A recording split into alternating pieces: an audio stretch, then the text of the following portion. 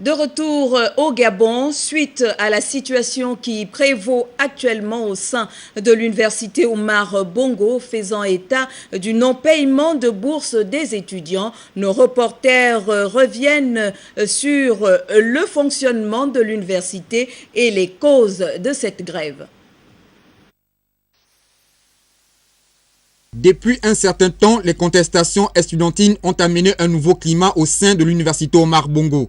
Au lieu de se consacrer à leurs études universitaires, ces jeunes assimilent leurs revendications à un jeu les poussant à ne plus aller en classe, propulsés certainement par des mobiles dont on ignore encore les sources. L'on se demande si certains n'ont pas perdu un peu de conscience au regard de ces actes barbares. En observant le milieu universitaire de notre pays, c'est triste de savoir que l'université Omar Bongo présente une mauvaise image aux yeux du monde. Ils ont une raison pour laquelle ils grèvent. Mais au moment où ça devient comme des émeutes, c'est là où c'est pas bon aussi. Les gendarmes qui les menacent, qui les tapent dessus et tout. Bon, eux aussi, ils exagèrent quand ils provoquent les gendarmes en lançant des pierres et tout. Ce qu'il y a lieu de faire, c'est qu'on trouve un terrain d'entente entre les étudiants et les autorités. Des grèves interminables sont désormais le quotidien des étudiants de l'UOB. Par-dessus tout, l'université Omar Bongo n'est plus considérée comme lieu de formation de l'élite de notre pays. Ce lieu de création, de réflexion, de liberté, de stabilité, de patriotisme et d'amour pour la nation tout entière. Bref, l'université Omar Bongo ne joue plus son rôle d'antan. Elle est même devenue un tremplin politique et non un temple de recherche de connaissances. Par exemple, la multiplication des associations est un obstacle pour le fonctionnement de notre université. L'instrumentalisation des étudiants est plus que jamais fréquente. À cela s'ajoute le problème du paiement de bourse des étudiants à temps. D'ailleurs, comment comprendre que chaque année à la même période, ce problème de paiement de bourse se pose et ce depuis plus de 20 ans. Il y a une vague qui en a touché, il y a d'autres qui ne sont pas à l'aise.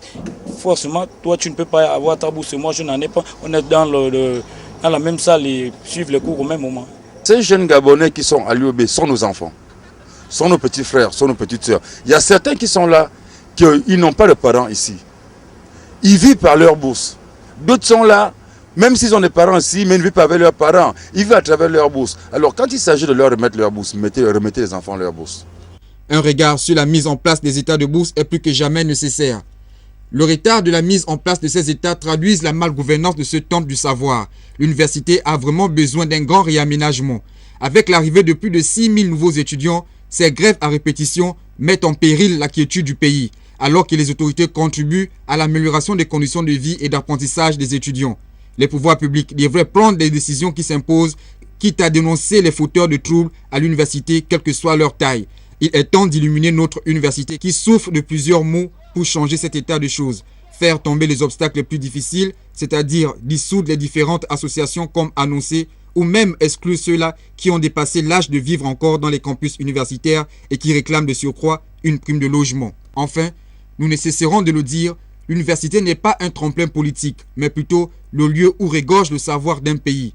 Finalement, les crises à répétition à l'université ne sont pas une affaire de recteur. Le problème viendrait d'ailleurs. Maintenant, seul l'étudiant choisira entre le chemin de la réussite et celui de l'échec.